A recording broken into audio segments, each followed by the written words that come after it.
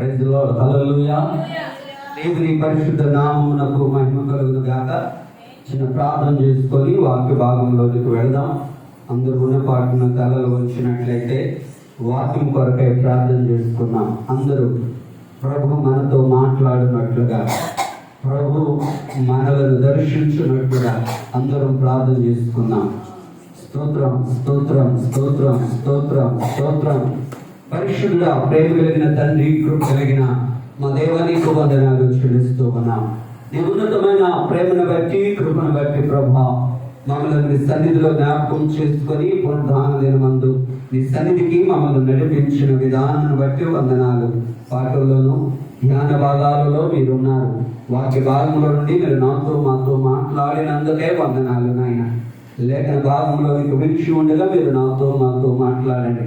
మమ్మలను నీ సురక్షాటను మరుగుపరుచుకొని ఏడంతరాత్మ చేత నింపి మహిమ పొందుకొనమని ప్రార్థన చేస్తున్నాం.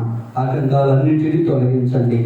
చేరుకున్న ప్రతి బిడ్డను దీవించండి. ఇంకా రావాల్సిన మా ప్రియ బిడ్డలందరినీ కూడా మీరు క్షేమంగా నడిపించి మహిమ పొందుకొనమని, మహిమ ఘనత ప్రభావాలు మీకే ఆరోపిస్తూ యేసు నామమున అడుగుచు ఉన్నాము తండ్రి, ఆమేన్. మన ప్రభును రక్షకుడైన యేసుక్రీస్తు శ్రేష్టమైన నామమున మీకు అందరికీ వందనాలు తెలియజేస్తూ ఉన్నాను.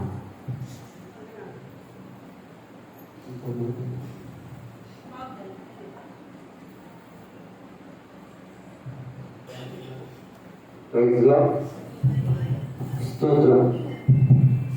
మంచిది. బైబిల్ గ్రంథముల నుండి 2వ దినవృత్తాంతముల గ్రంథం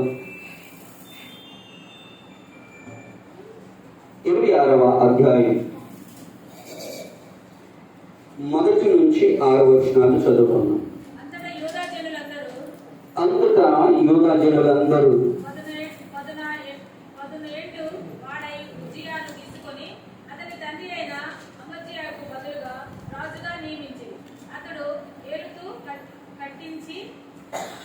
నేను చదువుతాను, మీరందరూ ఒకసారి 2వ దినవృత్తాంతముల గ్రంథం 26వ అధ్యాయం 1 నుంచి అంతటా యూదా జనులందరూ 16 ఏళ్ల వాడైనటువంటి ఉజ్జియాను తీసుకొని అతని తండ్రి అయిన అమజ్యాకు బదులుగా రాజుగా నియమించేది. అతడు ఎలాతును కట్టించి రాజు తన తండ్రి అతని పితరులతో కూడా నిద్రించిన తరువాత యూదా వారికి తిరిగి వచ్చినట్లు చేశాను. ఉజ్జియా ఏలనారంభించినప్పుడు 16 ఏళ్ల వాడై యెరూషలేములో 52 సంవత్సరములు ఏలెను.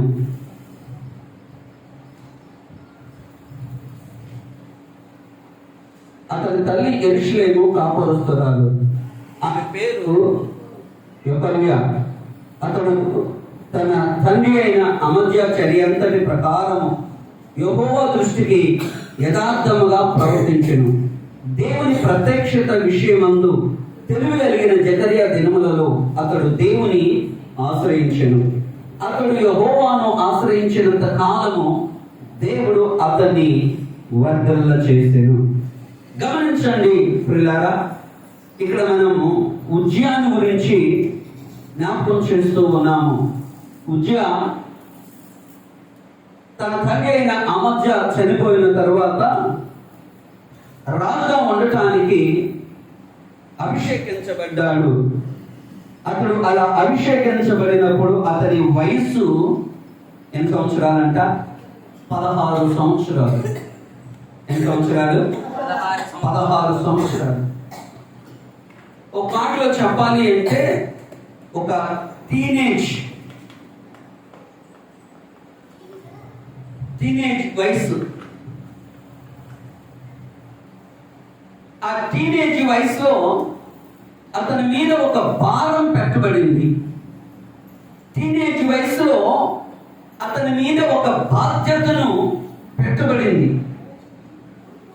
ఇశ్రాయేలు ప్రజలను పరిపాలించే గొప్ప ఆధిక్యత, ఇశ్రాయేలీలను పరిపాలించే గొప్ప భారం అతని మీద ఉంది. గమనిస్తే అతడు ఆ పరిపాలన కాలంలో 52 సంవత్సరాలు పరిపాలించినట్లుగా మనం చూడగలుగుతాము. స్తోత్రం, దేవునికి స్తోత్రం. ఎన్ని సంవత్సరాలు? 52 సంవత్సరాలు. గమనించండి, ఆ యవన ప్రాయంలో, ఆ యవన కాలం యొక్క పరిస్థితులు ఎలా ఉంటాయి? ఒక 16 సంవత్సరాల యవనస్తుడు ఎలా ఉంటాడు? 16 సంవత్సరాల యవనస్తురాలు ఎలా ఉంటుంది? నన్ను బాప్తిసం తీసుకోమని చెప్పు, బాప్తిసాన్ని సిద్ధపడండి చెప్పు. వీళ్ళే చెప్తాడు, ఇంకా ఎందుకండి ఈ వయసులో బాప్తిసం తీసుకుంటే బాగాదయ్యా, ఈ వయసులో రక్షించబడటం బాగుండదు, ఈ వయసులో కాదయ్యా, ఇంకొంచెం ఎదగనివ్వు అంటాడు. కానీ దేవుని వాక్యంలో మనం గమనిస్తే యవన కాలంలోని ఓ బాధ్యతలో ఉన్నప్పుడు అతడు యెహోవాను ఆశ్రయించాడు. యెహోవాను ఆశ్రయించినందువలన అతడు వర్ధిల్లాడు అని ఉంది. స్తోత్రం. యవన కాలంలో ఆయన మీద ఉన్న భారమును బట్టి, యవన కాలంలో ఎవడు తనను తృణీకరించుకుంటున్నట్లుగా ఒక భారాన్ని కలిగిన వానిగా ఉజ్జియా దేవునిని ఆశ్రయించాడు. దేవునిని ఆశ్రయించిన కారణం చేత దేవుడు అతనిని వర్ధల చేశాడు. ప్రియ దేవుని బిడ్డలారా, యవన కాలంలో దేవుని వాక్యం అంటుంది, కాడి మోయుట నరునికి మేలు. యవన కాలంలో రక్షింపబడటం ఆశీర్వాదం. యవన కాలంలో ప్రభు కొరకై జీవించుట మేలు. యవన కాలంలో ప్రభు సాక్షిగా జీవించుట ధన్యకరము. స్తోత్రం. బైబిల్ గ్రంథంలో అపోస్తలుల కార్యం 16వ అధ్యాయం 1 నుంచి 3 వచనాలు.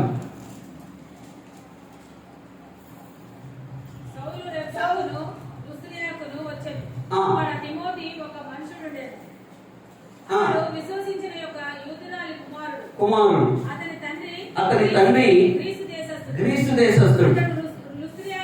అతడు లుస్త్రాలోను ఇకోనియాలోను ఉన్న సహోదరుల వలన మంచి పేరు పొందినవాడు. చాలు గమనించండి, ఇక్కడ తిమోతి అనే ఒక శిష్యుడు ఉన్నాడు. అతడు లుస్త్రాలోను ఇకోనియాలోను మంచి పేరు పొందినవాడు. ఏ పేరు పొందినాడు? చాలా మంది అయ్యా మా పాస్టర్ గారండి, మా పాపకు ఒక పేరు పెట్టండి అంటారు. ఏ పేరు పెట్టాలి? మంచి పేరు పెట్టాలి. సరే, పాస్టర్ గారు ప్రయాసపడి పెడతాడా? స్కూల్లో ఆ పేరు ఉండదు. ఎక్కడ ఉండదు?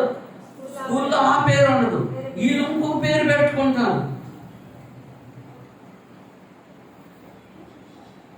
మంచి పేరు పెట్టండి పాస్టర్ గారండి అంటారు. ప్రార్థన చేసి పాస్టర్ గారు ఒక పేరు పెడతాడు. తీసుకెళ్ళి స్కూల్లోకి వచ్చిన తర్వాత వీళ్ళే స్టార్ట్ చేసుకుంటారు ఇంకొక పేరు.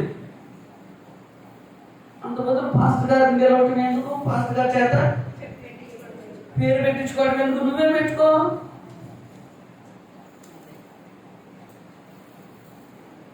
స్తోత్రం. మంచి పేరు. ఏంటి మంచి పేరు? తిమోతి లుస్త్రాలోను ఇకోనియాలోను మంచి పేరు పొందిన వాడిగా ఉన్నాడు. మంచి పేరు అంటే ఏంటి అసలు? పలానా పేరు మంచి పేరు, పలానా పేరు మంచి పేరు కాదు అనడానికి ఏమి లేదు. మంచి పేరు అంటే ఈ తన జీవితాన్ని దేవుని కొరకై, తన బ్రతుకులో దేవుని కొరకు జీవించిన వానిగా, ఒక మాటలో చెప్పాలంటే ప్రజలందరూ తిమోతి చాలా మంచోడ్రా అని పేరు పొందినవాడు. అతని వయసు కూడా పండితుల అభిప్రాయం ఇంచుమించు 16 సంవత్సరాల యవనస్తుడు అని పండితులు చెప్తారు. అతడు పరిచర్యకు వచ్చినప్పుడు ఆ ప్రాంతంలో మంచి పేరు సంపాదించుకున్నాడు. అందుకని పౌలు అంటాడు, నా ఆత్మీయ కుమారుడైన తిమోతితో, ఆత్మీయ కుమారుడా తిమోతి, నీ యవ్వనమును బట్టి ఎవడు నిన్ను తృణీకరించుకుంటున్నట్లుగా, ఎవడు నిన్ను తృణీకరించుకుంటున్నట్లుగా, నీ యవ్వనమును బట్టి ఎవడు నీ మీద నింద వేయకుండానట్లుగా, నీ యవ్వనమును బట్టి ఎవడు నిన్ను నిందించకుండానట్లుగా జాగ్రత్తగా ఉండు. అంటే నీ యవ్వనమును లోక సంబంధమైనటువంటి వాటిలో నిలవకుండా ప్రభు కొరకు జీవించటానికి నిన్ను నీవు ప్రతిష్ఠించుకో అని పౌలు సెలవిస్తూ ఉంటారు. గమనించండి ప్రియులారా, యవన కాలంలో మన జీవితంలో ప్రభువును అంగీకరించి ప్రభు కొరకు జీవించుట ఎంతైనా ఆశీర్వాదం. ఉజ్జియా కూడా యవన కాలంలో మరి రాజ్యాన్ని పరిపాలించడానికి అభిషేకించబడుట అనేది గొప్ప ఉన్నతమైన కృప. ఆ యవన కాలంలోనే తిమోతి కూడా మంచి పేరు సంపాదించుకున్న వానిగా మనం చూడగలుగుతాము. అంత మాత్రమే కాదు, దావీదు కూడా మొదటి సమూయేలు గ్రంథం 18వ అధ్యాయం 14వ వచనం నుండి, మరియు దావీదు సమస్త విషయంలో సుబుద్ధి కలిగి ప్రవర్తింపగా యెహోవా అతనికి తోడుగా ఉండెను. దావీదు మిగులు సుబుద్ధి గలవాడై ప్రవర్తించుట సౌలు చూచి మరి అధికముగా. ఆమేన్. ఏ బుద్ధి అంట? ఏ బుద్ధి? సుబుద్ధి. మిగుల గమనించండి, ఇక్కడ దావీదు సమస్త విషయములో సుబుద్ధి కలిగి ప్రవర్తింపగా యెహోవా అతనికి తోడై ఉండెను. ఏ బుద్ధి కలిగి? ఒక యవనస్తుడు మంచి బుద్ధి కలిగి ఉన్నాడు, మంచి బుద్ధి కలిగి ప్రవర్తిస్తూ ఉన్నాడు. యవన కాలంలో అతని బుద్ధి మంచిది, అతని బుద్ధి వక్రమైన మార్గంలోనికి వెళ్ళలేదు, అతని బుద్ధి లోక సంబంధమైన ఆశల వైపు వెళ్ళలేదు, అతని బుద్ధి లోక సంబంధమైన పరిస్థితుల వైపు వెళ్ళలేదు, అతని బుద్ధి సినిమాల వైపు తిరగలేదు,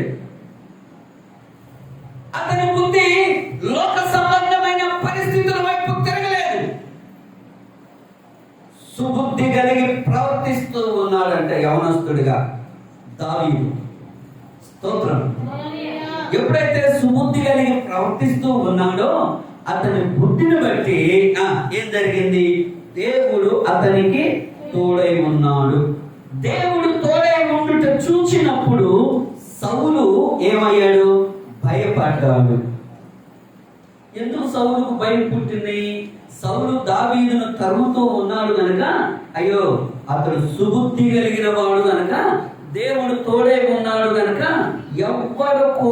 ఎవ్వరు కూడా నిన్ను హాని చేయటానికి, నీకు నింద వేయటానికి, నిన్ను ఏ విధము చేతనైనా మన జీవితముని ప్రశ్నించటానికి అపవాదికి అవకాశం అనేదే లేదు. ఏ బుద్ధి కలిగి ఉంటే? ఒకసారి దావీదు అబీగయీలుతో అంటాడు, అమ్మా నువ్వు చూపిన బుద్ధి విషయమై నీకు ఆశీర్వాదం కలుగుతుందమ్మా. ఏ విషయమై? బుద్ధి విషయమై. బుద్ధి మార్గం తప్పితే, బుద్ధి క్రమం తప్పితే, బుద్ధి వంకర పోతే అప్పుడప్పుడు వంకర బుద్ధి. ఏ బుద్ధి అంట? వంకర బుద్ధి. కొందరికి పేనాసి బుద్ధి అంటారు. మన వాళ్ళు అంటా ఉంటారు, ఏ బుద్ధి? వంకర బుద్ధి.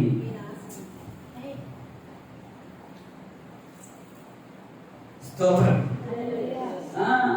కానీ దావీదు ఏ బుద్ధి?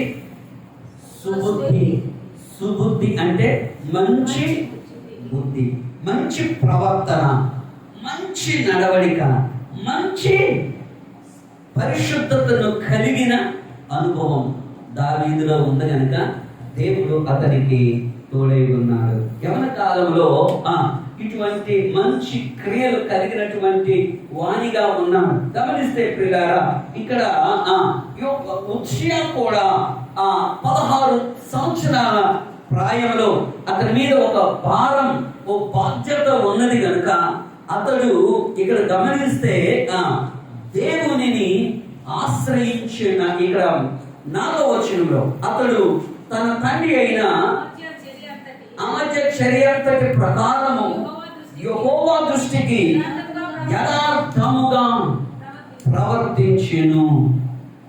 ఈ మాట జ్ఞాపకం చేసుకోవాలి ప్రియులారా. ఎలా ప్రవర్తించాడంట? ఎవరి దృష్టికి? దేవుని దృష్టికి. దేవుని దృష్టికి యథార్థముగా, దేవుని ఎదుట యథార్థంగా. గమనించండి, చాలా మంది మనుషుల దగ్గర యథార్థంగా, మనుషుల దగ్గర భక్తి కలిగినట్లుగా, మనుషుల దగ్గర అసలు మనమంత భక్తివంతులు ఎవరు లేరు అన్నట్లుగా ఉంటారు. అయిపోయిన తర్వాత స్తోత్రం.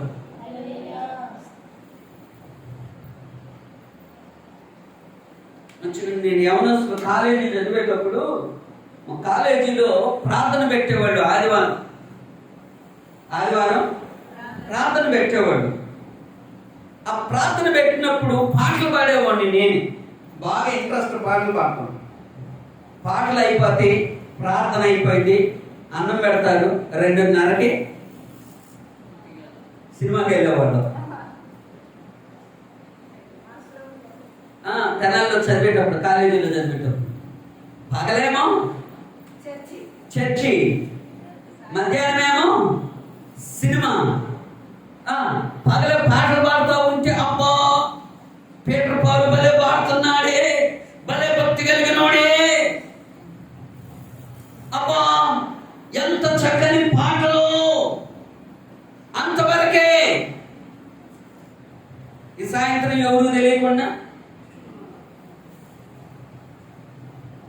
పాస్టర్ గారు కూడా అనుకుంటాడు, అబ్బా పీటర్ పాలు భలే పాడుతున్నా, పీటర్ పాలు ఇంకా నేర్చుకోయ్యా, యవనస్తుడు ఇంకా బాగా పాడయ్యా. మేము పాటలు పాడే టీం అందరూ కలిసి సినిమాకి వెళ్ళేవాళ్ళం.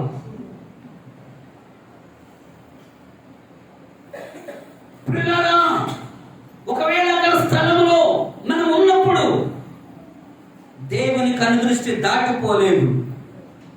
కానీ ఉజ్జియా దేవుని దృష్టికి యథార్థంగా ప్రవర్తిస్తున్నాడు. దేవుడు చూస్తూ ఉన్నాడు, దేవుడు గమనిస్తూ ఉన్నాడు. ఈరోజు చాలా మంది తల్లిదండ్రులను మోసం చేసే వాళ్ళుగా ఉన్నారు. ఈరోజు చాలా మంది భార్యను మోసం చేసే వాళ్ళుగా ఉన్నారు. ఈరోజు చాలా మంది భర్తను మోసం చేసే వాళ్ళుగా ఉన్నారు.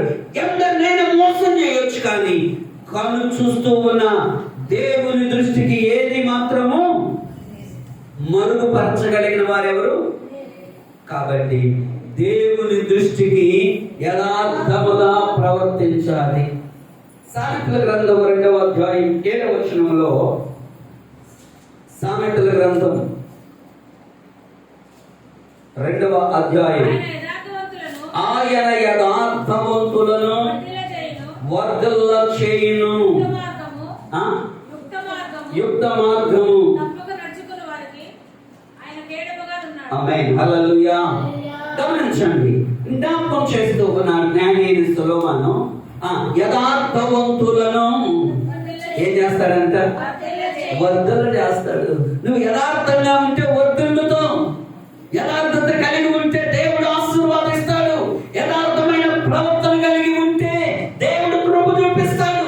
ఎవరి కాలంలో తిమోతి యథార్థమైన ప్రవర్తన కలిగి ప్రజలందరి ఎదుట మంచి పేరు సంపాదించుకున్నాడు కనుక దేవుడు ఒక గొప్ప దైవజనుడుగా దేవుడిని హెచ్చించాడు.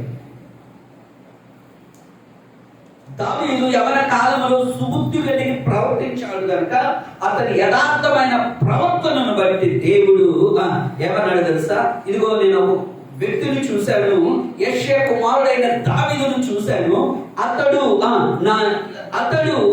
నా ఇష్టానుసారుడైన మనుష్యుడు, నా ఉద్దేశాలు నెరవేర్చేవాడు బిడ్డారా, ప్రియవన బిడ్డారా, ప్రియ దేవుని సంగమా, మన దేవుని సన్నిధానంలో యథార్థముగా ఉంటే దేవుడు వర్ధంలో చేస్తాడు. దేవునికి స్తోత్రం. యథార్థత. ఉజ్జియా వర్ధిల్లటానికి గల కారణం అతని యొక్క యథార్థతను బట్టి ఉజ్జియా వర్ధిల్లాడు. మనం గమనిస్తే 11వ అధ్యాయం, సామెతల గ్రంథంలో 11వ అధ్యాయంలో కూడా ఒక మాట ఉంది. 20వ వచనం, మూర్ఖ చిత్తులు యెహోవాకు హేయులు, యథార్థముగా ప్రవర్తించువారు. ఎవరు ఇష్టలు అంటే ఎవరిని ఇష్టపడతానంటే దేవుడు పాటలు పాడే వాళ్ళని ఇష్టపడతాను, ప్రసంగం చెప్పే వాళ్ళని ఇష్టపడతాను. చెప్పండి అని చెప్పలేదు. ఎవరిని ఇష్టపడతాడంట? యథార్థముగా ఉండే వాళ్ళే ఇష్టపడతాడు. మందిరంలోనే ఒకలాగా, మందిరం విడిచిన తర్వాత ఒకలాగా ఉండేవాళ్ళని కాదు. యథార్థమైన దేవుని కనుదృష్టిని దాటిపోలేము. దేవుని కనుదృష్టి దావీదు అంటాడు, నేను ఎక్కడికి వెళ్ళేదయ్యా, నేను ఆకాశంకి ఎక్కినా అక్కడ ఉన్నావు, పాతాళంలోకి వెళ్ళినా అక్కడ ఉన్నావు, నా నడక, నా పడక, నా చర్యలన్నీ నీకు తెలుసు అని మరుగుపరచగలిగింది ఏది లేదు. నా హృదయంలో ఏముందో కూడా తెలుసు. స్తోత్రం. ఎక్కడ ఉందో తెలుసు అంట. చాలా మర్మయుక్తంగా ఉంటాం. హృదయంలో ఒకటి పెట్టుకొని మర్మయుక్తంగా ఉంటాం. హృదయంలో నుండి ఏమీ ఇది ఉండదు. కానీ దేవునికి ఏం తెలుసు అంట? హృదయంలో ఉన్నది తెలుసు.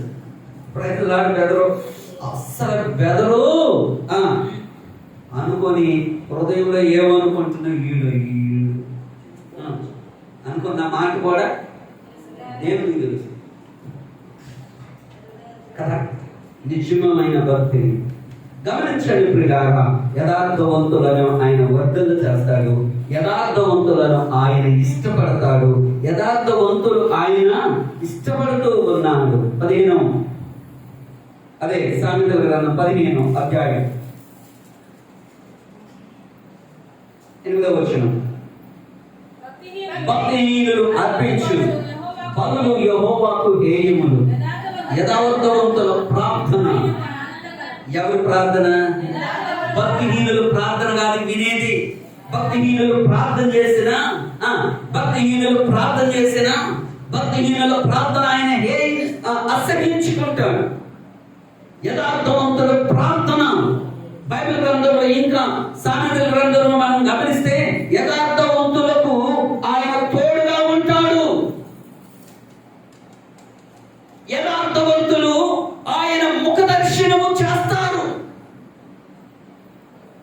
దేవుడు వారి ప్రార్థన వింటాడంట. దేవుడు యథార్థవంతులు మొరపెట్టినప్పుడు, యథార్థవంతులు ప్రార్థన చేసినప్పుడు వారి ప్రార్థన వింటాడు. అంతే. నువ్వు యథార్థంగా ప్రార్థన చేయి. నువ్వు ఎవరి కోసం ప్రార్థన చేసినా, స్తోత్రం, నువ్వు ఎవరి కోసం ప్రార్థన చేసినా, ఎవరికైనా బాగా పోతే నువ్వు వెళ్ళి ప్రార్థన చేయి, యథార్థంతో ప్రార్థన చేయి, దేవుడు తప్పక స్వస్థత కలుగుతుంది. స్తోత్రం.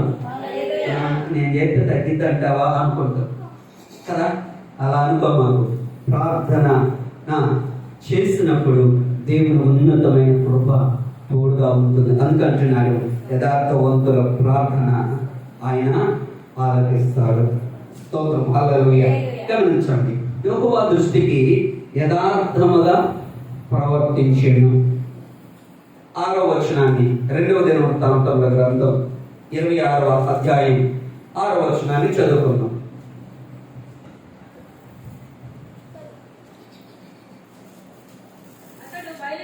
అతడు బయలుదేరి ఫిలిష్తీయులతో యుద్ధము చేసి ప్రాకారమును పడగొట్టి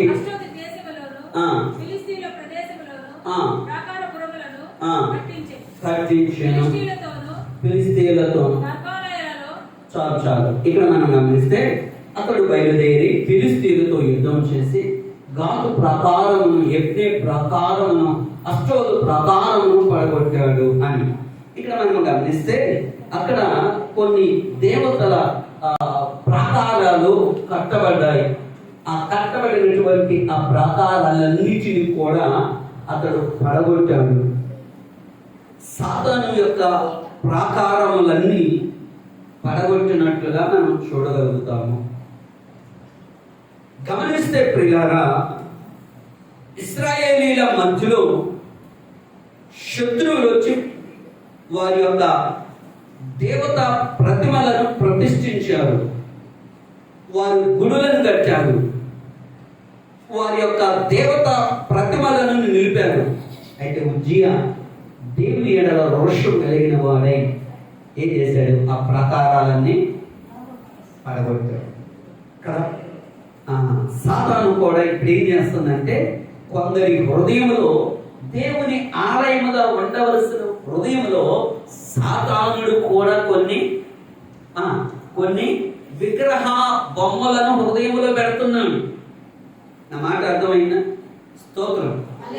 ఆనాడు ఫిలిస్తీయులు ఇశ్రాయేలీల రాజ్యంలోనికి వచ్చి ఇశ్రాయేలీల రాజ్యంలో వారి యొక్క ప్రతిమలను ప్రతిష్ఠించినట్లుగా సాతానుడు కూడా మనలోని ప్రవేశించి సాతాను యొక్క ప్రతిమలను పెడుతున్నాడు. ఏంటి ఈ విగ్రహము అంటే, దేవుని కన్నా ఎక్కువగా దేనిని ప్రేమిస్తామో అదే. నా మాట అర్థమైందా? దేవుని కన్నా దేనిని ఎక్కువగా ప్రేమిస్తామో. ఈరోజు దేవుని మీద ప్రేమ కన్నా దేవునిని ప్రేమించుట కన్నా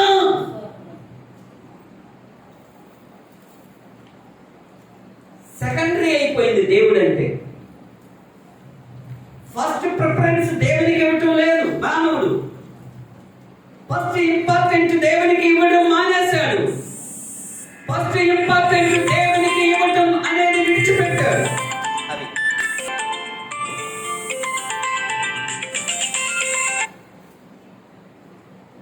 ఏదో జ్ఞాపకం వస్తే, ఏదో గుర్తొస్తే అన్నట్లుగా. ప్రియులారా, ఈ విగ్రహాలన్నీ పడగొట్టబడాలి. మన జీవితంలో మొదటి స్థానం, ప్రథమ స్థానం దేవునికి ఇవ్వాలి. దేవుడే మన జీవితంలో ప్రథముడై ఉండాలి. ఆమేన్, హల్లెలూయా. దేవునిని ప్రేమించకుండా చేసే ప్రతి విగ్రహం ఏమవ్వాలి? పడగొట్టబడాలి. దేవుని సన్నిధికి నడవనివ్వకుండా ఆటంకంగా నిలిచిన ప్రతి ఆటంకం ఏం చేయబడాలి? చెప్పండి. ఇర్మియా గ్రంథం 17వ అధ్యాయం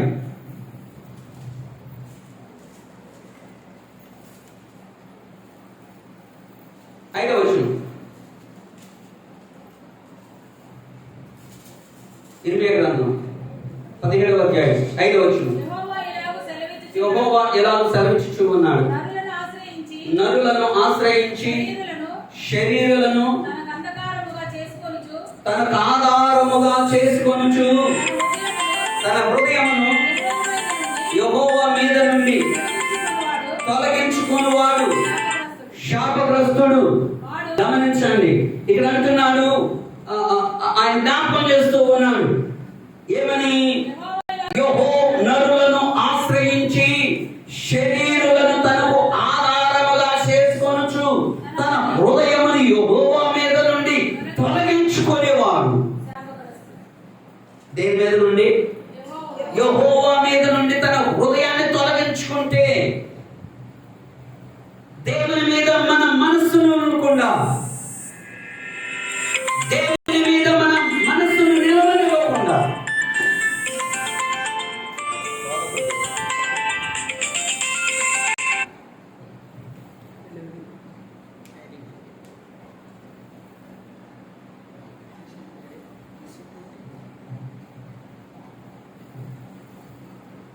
హృదయంలో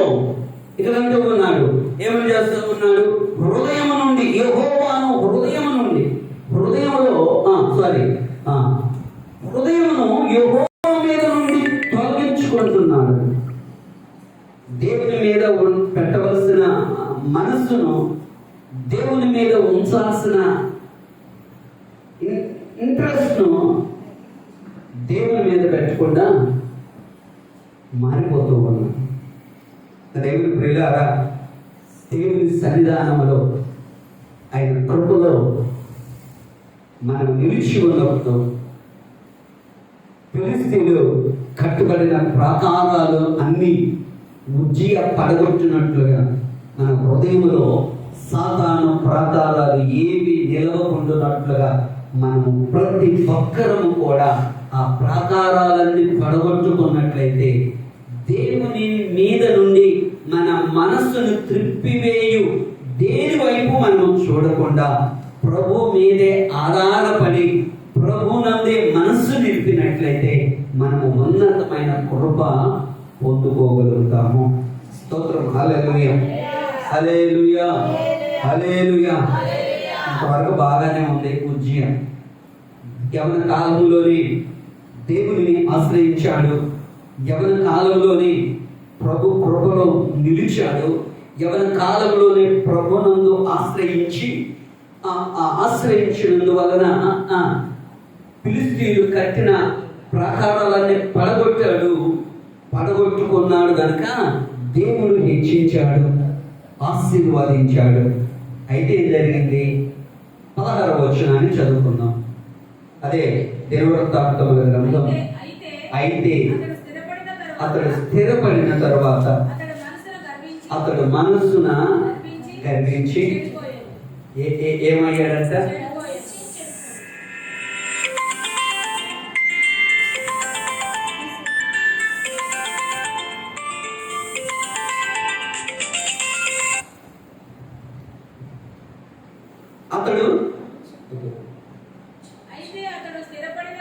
అతడు స్థిరపడిన తరువాత అతడు మనస్సున గర్వించి చెడిపోయేను.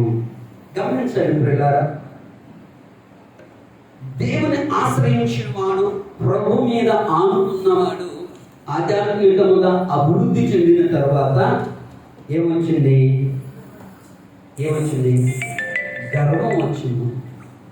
చూడండి, ఈరోజు చాలా మంది చాలా సందర్భాల్లో గర్విస్తూ ఉన్నారు కదా. నేను బాగా పాట పాడతానని గర్వం, నేను బాగా వాక్యం చెబుతానని గర్వం, అసలు సంఘంలో నేను లేకపోతే సంఘం పాడైపోయిందనే గర్వం. నిజం. ఏం చేశాడు? గర్వించి యాజకుడు చేయవలసినటువంటి పనిని, యాజకుడు చేయాల్సిన పనిని, ప్రతిష్ఠించబడిన యాజకుడు చేయవలసిన పనిని వేటకై యెహోవా మందిరములో ప్రవేశించి తన దేవుడైన యెహోవా మీద బలిపీఠం మీద ధూపం వేయాల్సిన బాధ్యత దేవుడు యాజకుడికి ఇచ్చాడు. యాజకుడు పని అది. యాజకుడు పని యాజకుడిని చేయనివ్వకుండా ఈయన దేవుడు హెచ్చించాడు కదా, దేవుడు ఉన్నతమైనటువంటి ఆశీర్వాదాన్ని ఇచ్చాడు కదా, దేవుడు ఉన్నతమైన కృప ఇచ్చాడు కదా, ఇక ఈయనేం చేస్తా ఉన్నాడు? యాజకుడిని త్రోసివేసి అతడు బలిపీఠం మీదకి ఎక్కి ధూపం వేయటానికి కూర్చున్నాడు, సిద్ధపడ్డాడు. ఇక ఎందుకని? గర్వం.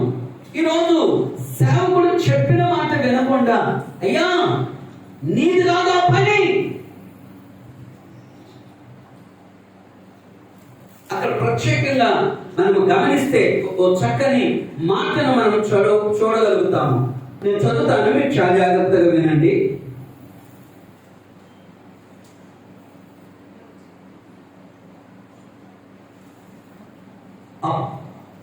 వారు 17వ వచనంలో, యాజకుడైన అజర్యాయు అతనితో కూడా ధైర్యవంతులైన యెహోవా యాజకులు 70 మంది అతని వెంబడి లోపలికి పోయి వారు రాజైన ఉజ్జయాను ఎదిరించి, ఉజ్జయా యెహోవాకు ధూపం వేయుటకై ప్రతిష్ఠించబడిన అహరోను సంతతి వారి అయిన యాజకుల పనియే గాని నీ పని కాదు. పరిశుద్ధ స్థలముల నుండి బయటికి పొమ్ము, నీవు ద్రోహము చేసి ఉన్నావు. దేవుడైన యెహోవా సన్నిధి ఇది నీకు ఘనత కలుగజేయదని చెప్పగా, ఉజ్జియా ధూపం వేయుటకు ధూపార్తిని చేత పట్టుకొని రౌద్రుడై యాజకుల మీద కోపము చూపెను. ఎవరి మీద? అయ్యా, నీకు ఇవ్వబడే పాత్ర నువ్వు పోషించుకో, నువ్వు రాజుని. ధూపం వేసే బాధ్యత అహరోను సంతతి అయిన యాజకులకు ఇచ్చాడు దేవుడు. వాళ్ళ పిలుపు వేరు, వాళ్ళ ప్రతిష్ఠిత వేరు, వాళ్ళ దర్శనం వేరు. నీకు ఇవ్వబడింది ఏంటి? నువ్వు రాజువి. నువ్వు దేనికి అభిషేకించబడ్డావు? రాజుగా అభిషేకించబడ్డావు. అంతేగాని నువ్వు ధూపం వేయటానికి కాదు. నీకు ఇక్కడ యాజకుడు చేయాల్సిన పనిని, నేను రాజుని అని అయ్యా తగదు అని చెప్పిన వాడు ధైర్యం చేసి హెచ్చరించిన వారి మీద రౌద్రం చూపాడంట. చాలా మంది 4 మాటలు నేర్చుకొని ఈ మధ్య కొన్ని యూట్యూబ్లో వాక్యాలు నేర్చుకొని పాస్టర్ గారి మీద తెరపట్టాలు నేర్చుకున్నాను. నాకు వాక్యం వచ్చు, నాకు అంతా తెలుసు. ఏంటి అంటే గర్వం. మనిషి ప్రియులారా, అతని గర్వం దేవుడు హెచ్చించిన తర్వాత, దేవుడు ఆశీర్వదించిన తర్వాత, దేవుడు కృప చూపిన తర్వాత గర్వం ఎంతవరకు వచ్చిందంటే సేవకుని మీదే తిరుగుబాటు చేసేంత వరకు వెళ్ళింది ఆ గర్వం. ఎవరి మీద? స్తోత్రం. యాజకుల మీద తిరుగుబాటు వెళ్ళింది. అయ్యో, యాజకులు చేయవలసిన పనిని నేను చేస్తున్నానే, ఇది నాకు తగని పని కదా, ఇది నేను చేయకూడని పని కదా, యాజకుడు చేయవలసిన బాధ్యతను యాజకుడు చేస్తున్నాడు కదా, ఆ బాధ్యతను నేను చేయటం ఏంటి? ఇది నా పని కాదు కదా అని ఆలోచన లేకుండా వాళ్ళు యాజకుడు చెప్పినా కానీ వినకుండా కోపం చూపాడు. ఏం చేస్తాడు పాపం యాజకులు? స్తోత్రం. ఏం చేశాం? మీరేమన్నా, రాజుగారు ఏమన్నా పడాల్సిందే. వాళ్ళు ఏమన్నా చెప్పండి, వాళ్ళు ఏమన్నా పడాల్సిందే. మౌనంగా ఉన్నారు. ఆ కోపానికి యొక్క కారణాన్ని, ఆ కోపం యొక్క ముగింపును దేవుడు తీర్పును ఉజ్జియా మీద ఇచ్చాడు. స్తోత్రం. గమనించండి ప్రియులారా, ఇక్కడ 19వ వచనంలో యెహోవా మందిరంలో ధూపపీఠం పక్కన అతడు ఉండగా యాజకులు చూచుచున్నాయి ఉన్నప్పుడు అతడి నొసట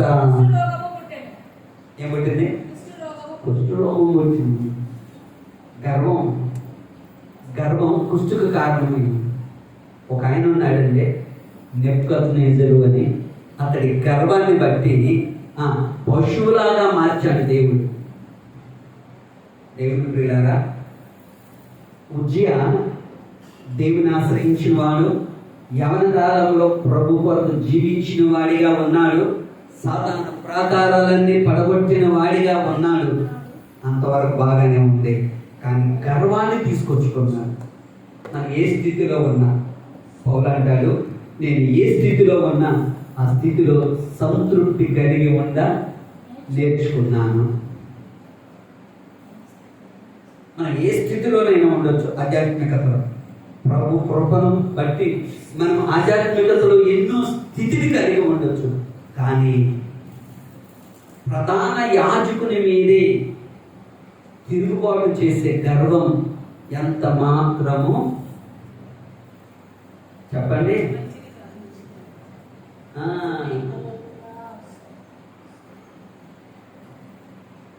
ఎంత మాత్రమో ఆశీర్వాదము కాదు.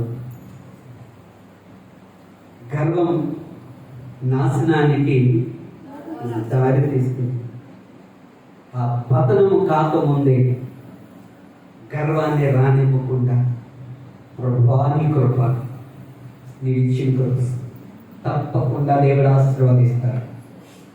ఉజ్జియా ఆశ్రయించాడు గనక, ఉజ్జియా ప్రభులో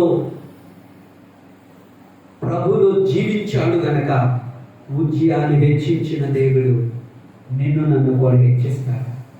గర్వాన్ని రానియదు, అహంకారమైన మనసును రానియదు, దైవజనులకు వ్యతిరేకంగా తిరుగుబాటొద్దు, దైవజనులకు వ్యతిరేకమైన ఆలోచనలు కలిగి ఉండగా ప్రభు కృపను బట్టి దేవునికి వ్యతిరేకముగా తిరుగుబడుక, దేవునికి వ్యతిరేకముగా తిరుగుబాటు మనసు కలిగి ఉండగా, ప్రభువా నీ కృపను బట్టే నేను ఆశీర్వదించబడ్డాను, నీ కృపను బట్టే నేను దీవించబడ్డాను, నీ కృపను బట్టే నాకు ఇంత ఆశీర్వాదం మేలు పొందుకున్నాను అని కృతజ్ఞత కలిగి స్తుతించడం మంచిది. అటువంటి కృప దేవుడు మనకందరికీ దయచేయును గాక. ఆమె అందరూ కళ్ళు మూసుకోనండి, ప్రార్థన చేసుకున్నాం. ఉన్న పాటున తలలు వచ్చినట్లయితే ప్రార్థన చేసుకున్నాం. పరిశుద్ధుడా, ప్రేమ కలిగిన తండ్రి, నీకు వందనాలు చెల్లిస్తూ ఉన్నా. ఈ సమయంలో ఈ సన్నిధిని తోడుగా వచ్చి ఈ కృపలో జ్ఞాపకం చేసుకొని 8వ మాసంలో ప్రభా ఇప్పుడు దానందరూ ఈ సన్నిధికి నడిపించినందుకే వందనాలు. వాటిలో వాక్యంలో మీరున్నారు. ఆయన ఉజ్జియాని గురించి జ్ఞాపకం చేశారు. ఉజ్జియా ఆధ్యాత్మికతలో ప్రారంభంలో మంచి భక్తి కలిగిన వాడిగా, అయ్యా మంచి విశ్వాసం కలిగిన వాడిగా, యవన కాలంలోని ఆయన నీ కొరకు జీవించిన వాడిగా చూశాను. కానీ గర్వం చేత పతనమయ్యాడు. ఒకవేళ మా జీవితంలో గర్వానికి చోటివ్వక, మా బ్రతుకులో గర్వించక, ఇది నీ కృపే అని మేము స్తుతించవద్దలుగా ఉండనట్లు మీరు సహాయం చేయండి. చేకూడిన ప్రతి బిడ్డను దీవించండి. ఈ దినాన రాలేక అనగబడిపోయిన బిడ్డలతో మాట్లాడండి. మరొక వారంలోనికి నడిపించండి. మీ సన్నిధిని బిడ్డలతో తోడుగా ఉంచండి. వారి చేతి పనులను దీవించండి. వారి వ్యాపారాలను అభివృద్ధి చేయండి. వారి వ్యవసాయాలను దీవించండి. వారి ఉద్యోగాలలో మీరు తోడే ఉండమని ప్రార్థన చేస్తూ ఉన్నా. బిడ్డలు వారి హిన్నలుగా ఎవరైనా ఉంటే ప్రభా వారి స్వస్థతను దయచేయండి. అయ్యా భయంకరమైన వైరల్ ఫీవర్లో ఉన్నారు ప్రభా. ఏ బిడ్డ కూడా నాయన బలహీనులు కాకుండా నీ ఆరోగ్యకరమైన రెక్కల నీళ్ళలో భద్రపరచమని ప్రార్థన చేస్తూ ఉన్నా. తండ్రి కొందనాలు యవనస్తులైన బిడ్డలు ఉద్యోగ ప్రయత్నాలలో ఉన్నారు. అయ్యా వారి ప్రయత్నాలు ఫలించును గాక అని ప్రార్థన చేస్తున్నా. పై కాలేజీలకు వెళ్చిన బిడ్డలు ప్రభా, ఆయా స్కూల్కి వెళ్చిన బిడ్డలకు మీరు తోడే ఉండండి. బిడ్డల చదువులో మీరు తోడే ఉండండి. నీ ఉన్నతమైన కార్యం చేయండి. ఉద్యోగ ప్రయత్నాలు చేస్తున్నారు బిడ్డలు ప్రభా, ఉన్నతమైన వారు కోరుకున్న ఉద్యోగాల్లో వారిని స్థిరపరచండి, మేలు చేయండి. ప్రమోషన్ కొరకు ఎదురు చూస్తున్న బిడ్డలకు ప్రమోషన్ దయచేయండి. గృహాలు లేని బిడ్డలకు మంచి గృహాలను అనుగ్రహించండి నాయన. ఆర్థిక ఇబ్బందులు, ఆర్థిక రుణబంధకాలన్నింటినీ తొలగించండి. మీ కార్యము జరిగించండి. ఈ సన్నిధిలో చేరుకున్న ప్రతి బిడ్డను జ్ఞాపకం చేసుకోండి. నాయకులను జ్ఞాపకం చేసుకోండి. దాసురాలను మీరు బలపరచండి ప్రభా. అయ్యా నీకే వందనాలు. కుటుంబాన్ని బిడ్డలను మీరు ఆశీర్వదించండి. మీరు మీరు దాసులు మమ్మల్ని కూడా బలపరిచి మీ సన్నిధిలో నమ్మకమైన పరిచారకులుగా మీరు మమ్మల్ని వాడుకొని మహిమ పొందుకొనమని యేసు నామమున అడుగుచున్నాము తండ్రి. ఆమేన్. ఆమేన్. Praise Lord. అందరికీ వందనాలు.